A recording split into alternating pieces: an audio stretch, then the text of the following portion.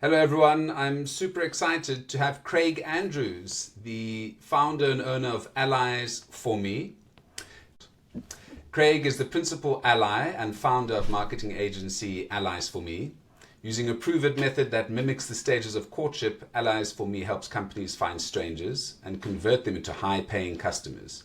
Not only that, but he's got two new books coming, which we're going to touch on a little bit today. One is Hope That Won't Die, a survivor story, co-written with his wife. And you hear some interesting insights into where the title came from. And then secondly, the focus of our podcast, which is going to be Make Sales Magical, which is about closing more deals faster and higher prices. So Craig, super to have you on the podcast today. How are you doing? Doing very well, Nicholas. It's a delight to be here. I've been looking forward to it. Yeah. Now, let's just dive quickly into the topic of your first book, because this goes a little bit into your background, and it's called Hope That Won't Die, a survivor story. And I want you to see how that segues into the second book that you're writing as well. So, over to you.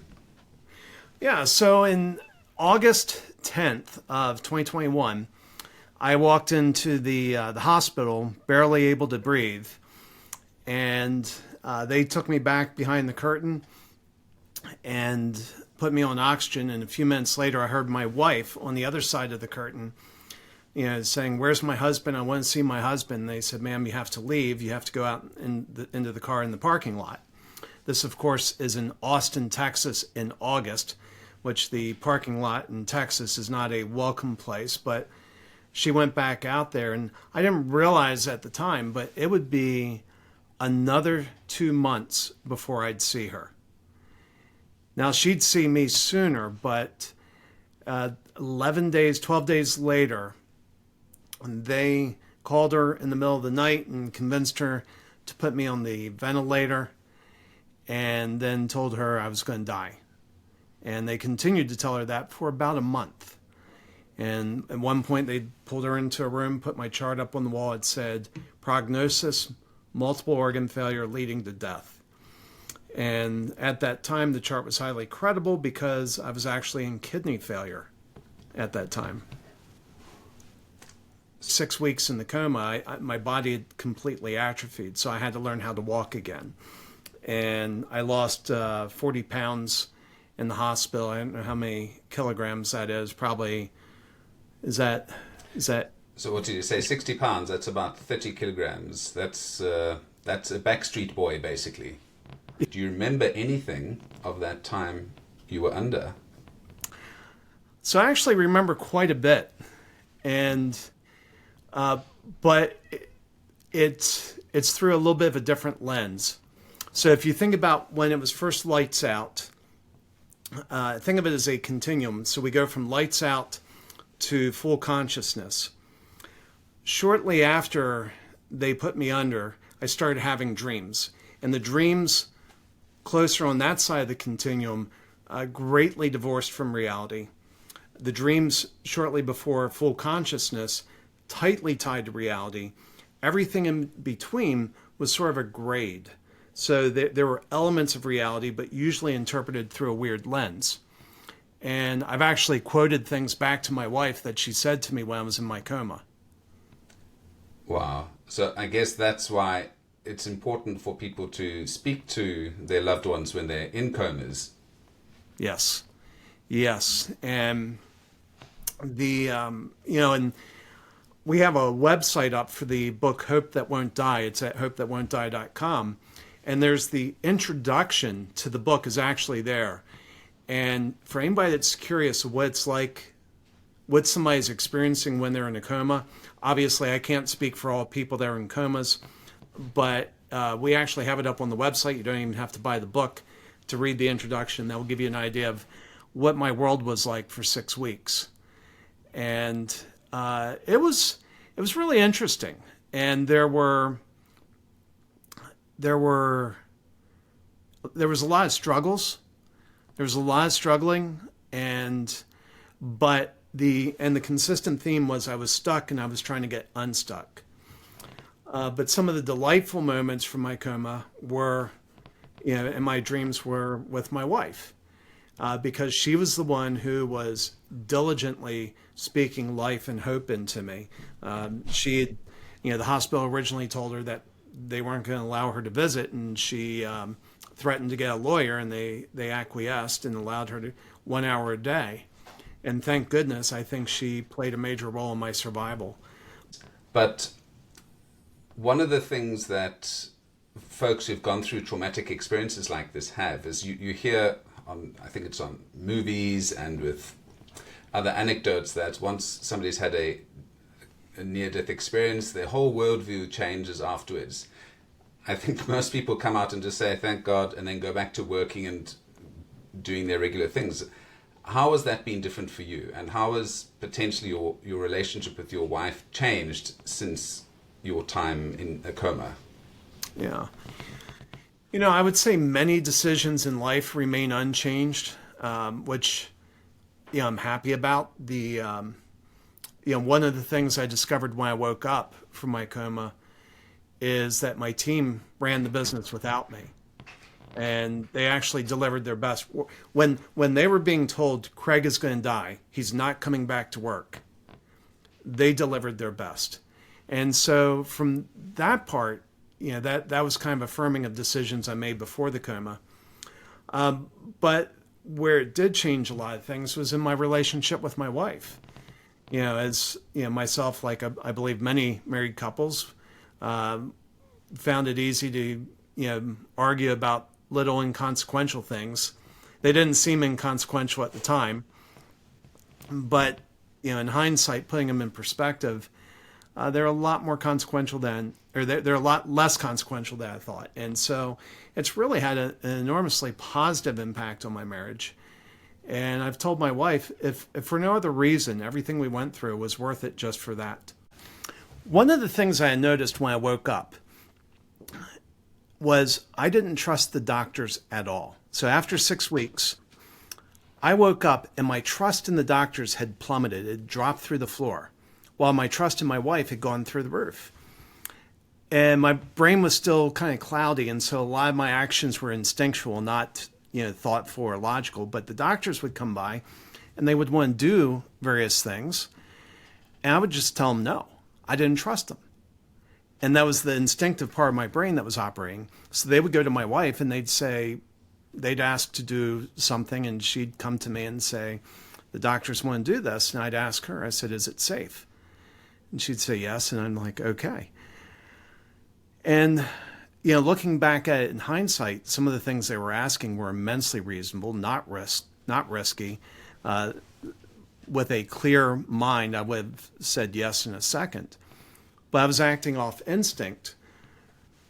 And after I left the hospital, I was trying to figure out, why was this? And as I started putting pieces together, I realized that people had been speaking into me in my coma. My wife had been speaking words of hope and life. But the medical staff had been speaking much different words of despair. And it changed the way I felt about them. And because it changed the way I felt about them, all of my trust in them vanished. And it reminded me of a Maya Angelou quote where she said, people will forget what you said, they will forget what you did, but they will never forget how you made them feel. And as I started thinking about it, I realized, we've been doing these things called first-time offers for a while. And there's a whole host of reasons why they work very, very well. But it hit me, we're changing the way people feel. When we deliver a first-time offer, we're actually going in and changing the way they feel about us. Not in a manipulative way. It's a very genuine, servant, service way. But it makes changes in them that changes their instincts. In the same way, my instincts, when I couldn't think clearly, my instincts said, don't trust the doctors. You can't trust them. And I believe that's because of a lot of the messages they sent through to me when I was, when they presumed I couldn't hear them. Well, when we're selling, our body language is sending messages. And we can't, unless you're a bona fide sociopath, you can't control these messages. And when people realize that they're being sold, they raise their guard and they get scared. They're like, whoa, whoa, whoa. I don't want to buy anything. Leave me alone. And so what we do, we've been doing this for a little over half a decade, is we build something called a first time offer. And it's a mini project that leads to a high ticket offer. And it has a few elements to it. It's a impulse purchase. That means the coins in the cushion of the couch, the money in the wallet, or the B2B equivalent of that. And just to wrap some numbers around that, for B2B, we're almost always doing below $500 US dollars.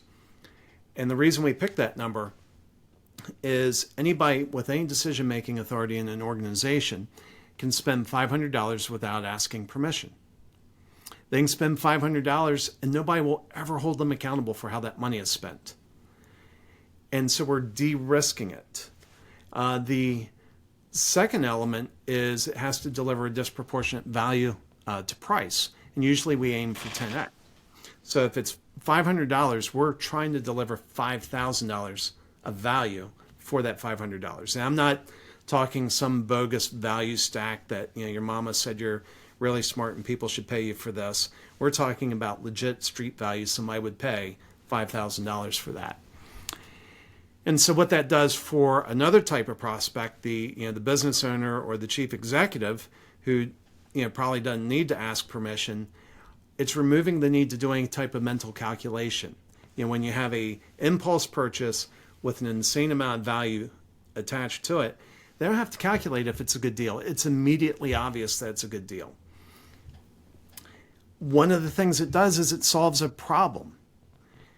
And one of the things that we know about human behavior, and this is where it ties into the book Make Sales Magical, this is some of the magic. When you come along shoulder to shoulder with somebody in their life and you help them solve a problem, it releases oxytocin in the body. That's the bonding hormone that bonds baby to mother. It's an incredibly powerful hormone. And when you solve a problem for somebody in their life, it bonds you together. Going back to my hospital experience, my wife was constantly solving problems for me. She was constantly advocating for me, and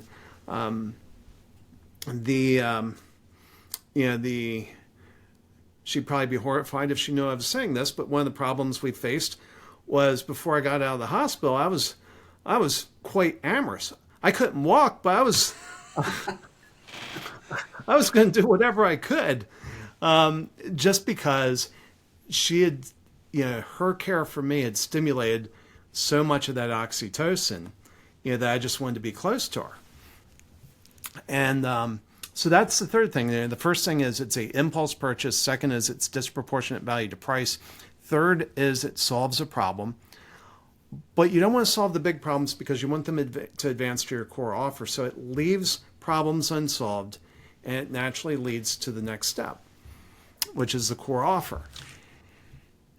And so putting all this together, I realized, yet another reason why this process works and it closes more deals faster and at higher prices is we're changing the way people feel about us when we go into their life and we solve a small problem.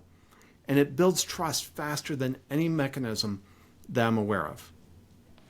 So I completely subscribe to that principle, starting small and building from there. But that first touch, that first step is generally one of the most difficult. Getting somebody even to, go on that first date, to take that $500 challenge, basically.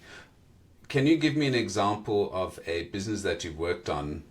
It can be, and whether it's software or whatever type of B2B business it is, where this worked out. Yeah, so we have built these for people that do outsource software developments. And the first time offer of $500 was basically planning out an entire software development, up to a certain level, but basically giving somebody enough that, let's say management came down and said, we want this new functionality, what's the schedule and what's the budget? And, usually a lot of times in software development, they're like, oh, I don't know. And they just kind of pick numbers at random. and they're busy. They don't have time, to kind of think through this. And so what our client did for them was gave them basically 80% understanding of the project for $500. Let's think through this in terms of difficulty of that first sell. Well, if you're talking to a technical leader that has, has any type of budget whatsoever, well, $500, he's not going to have to think about.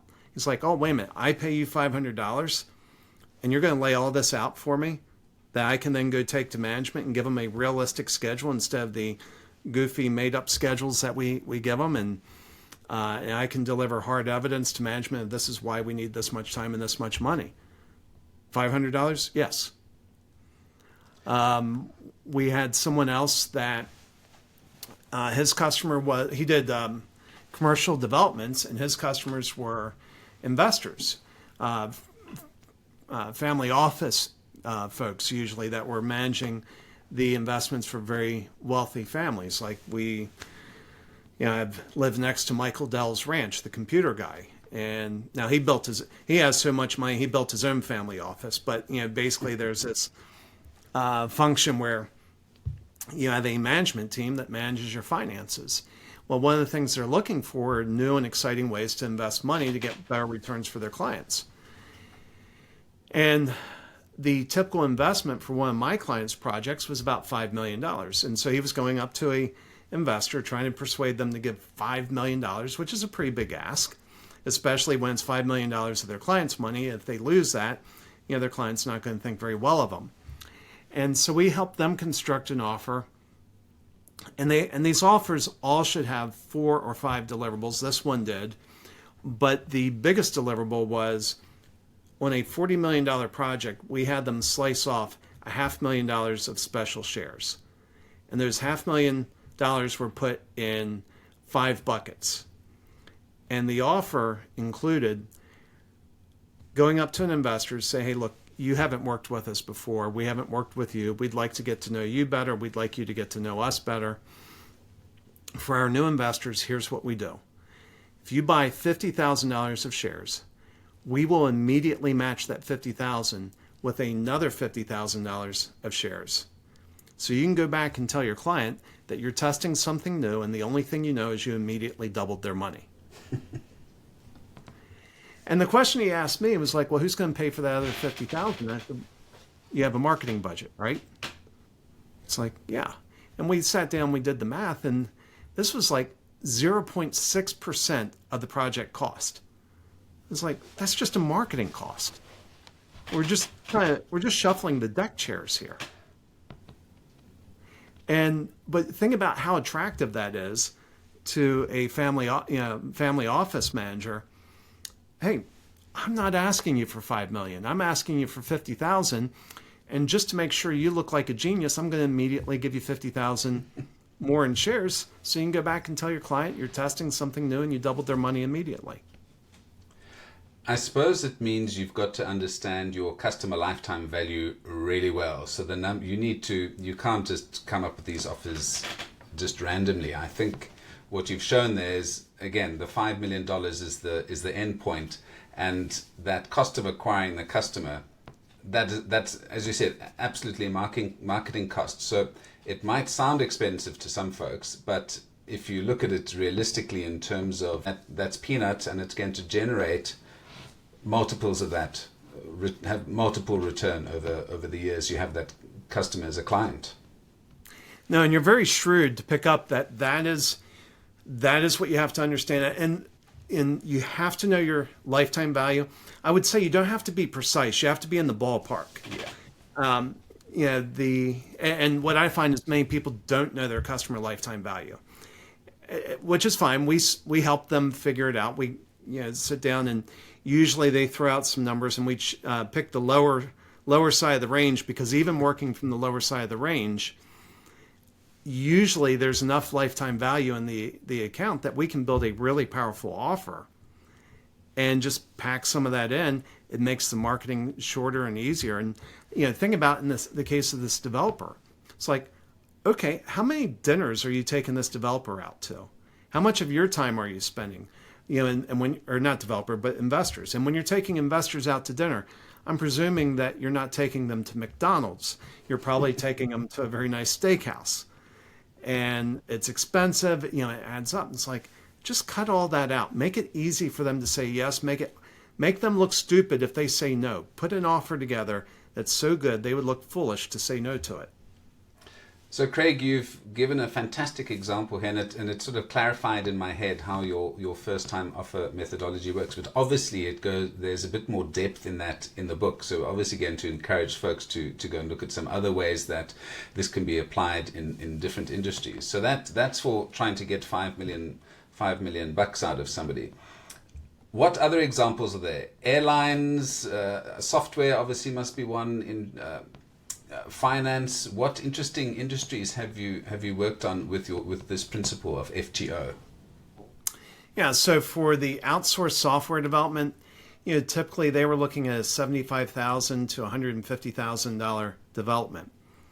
So doing $5,000 of estimating for $500, that's pulling that lifetime value out of that. So that's an example.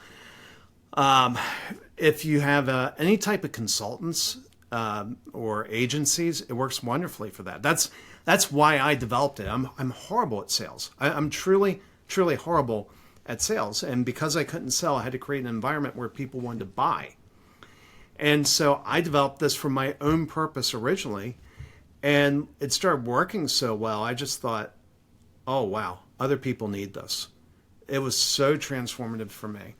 So consultants, B2B service businesses, it could be B2C. So another place that I think it works wonderfully is financial advisory services. Higher ticket, very high trust.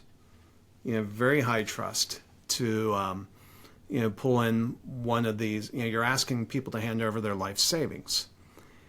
And so that's another place. This is kind of funny. This is an example of broken thinking. It's a perfect place where somebody could have used one of these, but broken thinking prevented them from using it. I have a friend that's an accountant and fractional CFO, and I think very highly of him. Wonderful, wonderful guy. And he told me about a new service he was launching that was going to be a monthly fee where $50, I think it was $360 a month. He would keep your taxes in order for the full year, and that would include the tax preparation. And so, and he was telling me about this in February of this year, of 2023. And in the U.S., business taxes have to be filed on March 15th. And so I asked him, I said, do you have enough capacity to take on 5 new clients with this? He said, oh, yeah, absolutely. He said, I have excess capacity. I said, okay. I said, here's your offer. And this is still kind of simple. It doesn't meet the requirement in 4 or 5 deliverables. But I said, email your list. Tell them anybody that hasn't filed their 2022 taxes, you will do their 2022 taxes for $360 as long as they enroll in this program. And their first month's fee is to cover last year's taxes. And he's like, oh, no, I couldn't do that. I'm like, why not? Oh, I'm leaving money on the table. I would normally charge over $1,000 to do their taxes. I'm not going to do their taxes for $360. I'm like, but you have 5 new clients immediately. They're going to pay you thousands of dollars. This is just an acquisition cost. And he's like, no, I'm not going to do it. 4 months later, he was celebrating signing up his first client. And I'm just sitting there thinking, how many thousands of dollars did you walk away from because you got all wrapped around the axle about losing $700 on customer acquisition? It goes back to understanding the customer lifetime value, and it's that short-sighted thinking, as you've just highlighted here, that sets lots of people back. I'm leaving money on the table. I think lots of managerial books and lots of people have said, try and squeeze every penny that you can out of folks.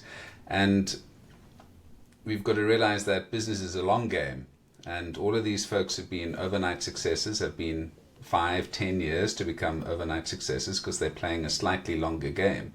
And I think the folks who understand that principle would have taken that idea of yours and gone, oh yes, that's a smart idea, let's go for it. And I'm sure that can be applicable to a whole bunch of different industries as well.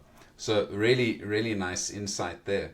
I want to talk a little bit about your background now that we've spoken about quite a bit of what's happened currently. But you studied in Japan, you've been in the Marines, you've worked in semiconductor businesses or businesses in very sort of high-tech spaces. How did you move from that into sales? Well, so yeah, great question. So when I got out of the Marines, and my time in the Marines, I was basically a reformation project of myself. I was, nobody ever accused me of being a model student in high school. And so I had to do something different. I went in the Marine Corps for 6 years. It was an amazing time. And I was in the Marines, I was working on electronic warfare systems. We would jam radars. Not very sexy. When we flew over, nothing happened. And that was the definition of success. We'd blank out people's radars, or we'd put false targets on their radars and different things like that. But I thought, I like being creative, and engineers create things, so I'll become an engineer. And I got a bachelor's and a master's degree in electrical engineering. And my first job out of university was working for Ericsson. That's what took me to Sweden, to Lund. And I discovered engineering is not a very creative place. They do not reward creativity there. And it's very constrained. So I was like, well, what can I do? And I'm not really a sales guy. I'm a marketing guy, but marketing only makes sense when the cash register rings. And so I thought, well, let me try marketing semiconductors. And so I marketed semiconductors for mobile phones for about a decade.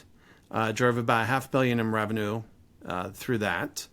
And, in that I, went to some of the world's largest mobile phone makers, Motorola back when they were still a player, Nokia when they were still a player, Ericsson back when they still made phones. And they could never figure the customer out. They could never figure out the consumer. They're good on the infrastructure side, but when it comes to consumers, they didn't have a consumer mindset. LG, Samsung, all those, Apple. And one of the things I could see coming was, there was just extreme margin pressure in the business. And I realized, the day is coming when they're going to ask me to fly coach to Asia. And when they do that, I'm done.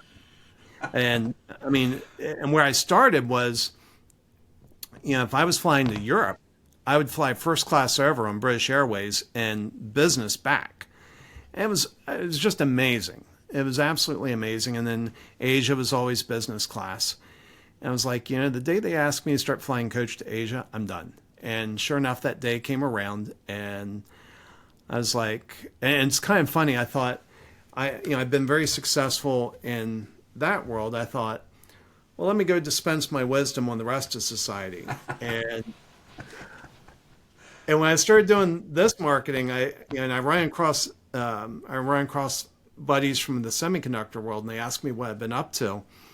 And I tell them I've spent the last decade discovering how little I know about marketing. And I realized that what they were doing in that world in terms of marketing, although it was high dollar, hundreds of millions of dollars, it was very crude in terms of the tools that were available to them. They were only using a fraction. And for me, I was one of the few ones over there that had figured out that it's not about facts and figures. We had a great product that was coming out. The engineer designing great product, I had the luxury of launching and marketing that product. And the marketing plan about was not about the product. And I looked at somebody who had been really good. There was a Hewlett Packard made test equipment. They've sold that division or rebranded that division a couple times. I think it's now called Keysight. But I noticed they didn't always have the best equipment, but they were always the first one that got the phone call. And I said, how did they do that? And I realized they were catering to other needs that engineers had. And so my marketing strategy for that product was to cater to those other needs in the same way Hewlett Packard had done. And so when the competition came after us and started attacking the product, they didn't make any ground because our marketing wasn't based on the product. It was based on the underlying needs that the engineers had. Well, that was fairly rare thinking in the engineering, in that semiconductor world. But when I left that world, I realized even doing that, there was so much I didn't know about marketing and the tools of persuasion that were available. And so that's how I sort of got into this, of just doing some more general marketing to smaller companies that aren't asking me to fly coach to Asia. And it's been really amazing. But one of the problems I ran into is, I mentioned, I'm not a salesperson. I'm actually horrible at sales. And because my wife likes food, shelter, and pretty things, and I wasn't delivering on those, something had to change. And I thought, well, if I can't sell, let me make an environment where people want to buy. And that was the genesis of this whole first-time offer concept. There's nothing like a bit of motivation, so that always helps. And it's very interesting the contrast between, or the similarity between what you mentioned with Hewlett Packard and your own experience with your wife and doctors. So the doctors could be seen as the competitors, and your wife is obviously your offering. And it was that love and care and knowing that you're going to be listened to, taken care of, and versus somebody new and shiny but is talking down on the product or being slightly negative. So I think there's a definite contrast there. The last thing I'll say on there as well is updating my resumes and writing. I'm doing a talk next week in December at a university talking about AI in the classroom, and I had to update my speakers' bios, and I was going through all the companies I worked for, and just like Motorola, Nokia, Ericsson, half the companies' websites have changed because they've been bought out and changed. So it's amazing how nothing stays the same in these industries, just change so much. Last thing I want to touch on is you're very inspiring to listen to, and obviously got some fantastic stories. I want to hear about your podcast, which is called Leaders and Legacies. Yeah, so that's a podcast that I launched earlier this year. The inspiration behind it was what my team did when I was in the coma. I've been trying to be a good leader to my team. Didn't really see myself as, a brilliant leader. It was just like, well, this is what I have to do. And when I woke up and my wife started telling me what my team did in my absence, it just bowled me over. It absolutely bowled me over. And so when I started thinking about a podcast, I thought, there's a lot of everyday leaders out there that are making a bigger impact in the lives of others than they realize. And I want to celebrate these people. Awesome. Well, I'm going to share the link of that podcast with our listeners. And I think you've got a little something for our listeners as well. Yes, so I have two gifts. One is a guide to making first-time offers that hopefully will help you avoid many of the mistakes I made, and I have made many. And the other is 23 days access to a course that we have to help you build first-time offers. the reason we limit it to 23 days is we study human behavior. And I know if I gave unlimited access to this course, you would sign up and never take it. And my goal is to see lives changed. And so by putting the 23-day limit on there, we see it in the analytics. People go in, they consume the content, it impacts them, and that is our goal. So the way they can get that is they go to our website, alliesforme.com, and that's spelled ALLIES, the number 4, ME.com, and then just add a little /Wonderbrand, all lowercase, all one word, and that will take them to this content, and they can sign up. They'll get immediate access, and our mission is, I believe high ticket sales is broken, and I want to change it, and I believe this is the way to change it. And so I hope anybody that's listening that has a high ticket sale, please go there. It can be better for you and better for your customer. Awesome. Well, I'm probably going to have a look at that course as well.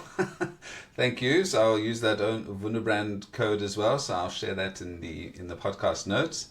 But Craig, it's been a privilege chatting to you this evening, and I hope to chat to you again. And there are so many interesting subjects you touched on. So perhaps next time we'll dive deeper into one of those. But thank you so much for your time today. Nicholas, this has been a real delight. Thank you. Come chat with Nicholas. He'll listen to you, then he'll laugh, and then he'll cry with you. It's all in a safe space for you to speak your truth. Oh, come and chat with